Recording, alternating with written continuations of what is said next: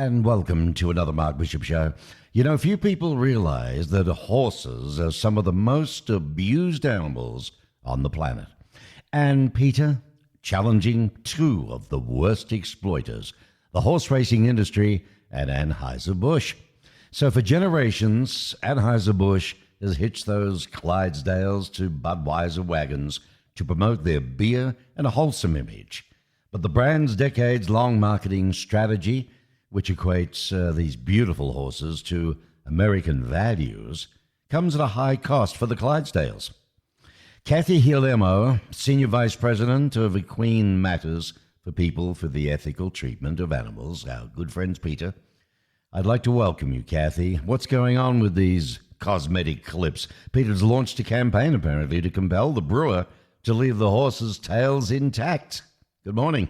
Good morning. That's right. That's exactly what we did. We did an undercover investigation at Warm Springs Ranch and Grants Farm in Missouri, where the Clydesdales are born and where they're held when they're adults. And we found that these horses had their tails amputated at the direction of Anheuser Busch. That's right. I do have some good news to share. Just yesterday, Budweiser and Anheuser Busch announced publicly that they were going to agree with what we said, and they have stopped amputating the tails. Yay. After we launched it. It's great news. It took us 7 months, pretty hard campaigning on our part, and 120,000 emails from consumers, but they have finally caved. Wow, that's fantastic news. A 7-month battle, and you come out on top again. There's no doubt about you. No doubt about you. But meanwhile, horses used for racing, Kathy, they're dying in shocking numbers on racetracks right throughout the country. And with their deaths dominating the headlines, particularly during the Triple Crown this year, 12 horses died at the iconic Churchill Downs alone in the weeks surrounding the Kentucky Derby. So I guess, PETA's pressure closed the track, yes, something it has never done before, so there's another win for you. But now you're pressing the multi-billion-dollar gambling industry to get rid of the drugs and protect the horses. I mean, you do have some battles with this lot, though, Kathy. We sure do, because this is a multi-billion-dollar industry. And even though horse racing is falling in public favor and fewer people than ever are going to the tracks, there's still a lot of money involved here. And that, of course, is part of the problem. When these people see these horses as commodities, however fond they may be of individual horses, the fact is that they're willing to continue to do business while horses in record numbers are dying on the racetracks. And we're not willing to let that happen. I mean, it's a spectacular, overall glamorous event, even, dressed up in top hats and suits and champagne and all that around it sort of thing. And the poor GGs, there's the last ones. What are the industries right now, other than the Clydesdales and the racetracking? Anything else you're involved in that are abusing horses as far as you're concerned? Well, we are focused primarily on racetracks. We are weighing in on the use of horses in Olympic and equestrian sports because we've had numerous whistleblowers provide us with information about excessive whipping and other practices used in the training of horses for horse showing. And we were able to persuade the Federation Equestrian Internationale to drop the horse portion from the modern pentathlon beginning in 2028. But primarily we're looking at horse racing right now. We're demanding that the industry implement changes that would protect horses, such as getting rid of all the medication, because we know that the medication masks injury. And when an injured horse goes out on the track, that's the horse who's going to break a leg. And so it's crucial that they stop masking these injuries and that they allow these animals sufficient time to recuperate. Well, the industry, Kathy, I mean, it has a large following. You could say, what's wrong with horse racing? Well, you've just sort of, touched on one area. So overall, in your opinion, then, why are the horses dying? Well, there are numerous reasons, but the number one reason is that these horses have a pre-existing injury at the site of that broken bone. And of course, it's when a horse gets out on the track and that bone breaks. And it's very difficult in most cases to help a horse recover from that. So they're usually euthanized right on the track. But we know that 90% of these horses have a pre-existing injury. So it's a matter of detecting that injury through a variety of means. Most importantly, as I said, we need to get rid of the medication and the drugs. But we also need to do CT imaging of these horses' legs. This is available now. It's low radiation.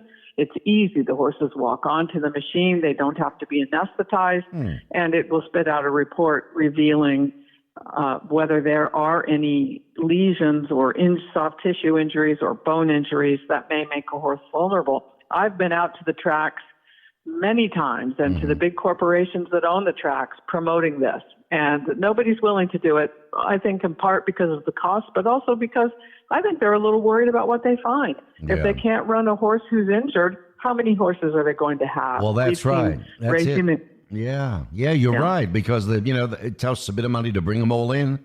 That means you're going to have to bring another maybe one or two as well as a backup in case. But that's a brilliant concept. That being able to do that X-ray is amazing. That's one thing that the racing industry could be doing, don't you think, to really improve things? Oh, they sure could. They first of all, they really need to own this. They need to take responsibility for it and stop saying, "Well, this is a tragedy and we all work against it, but sometimes it's inevitable." I think if track stars, human track stars, were dying on the track, I don't think anybody would stand for that. And I don't think we should stand for it with the horses either. And we shouldn't let them get away with these excuses.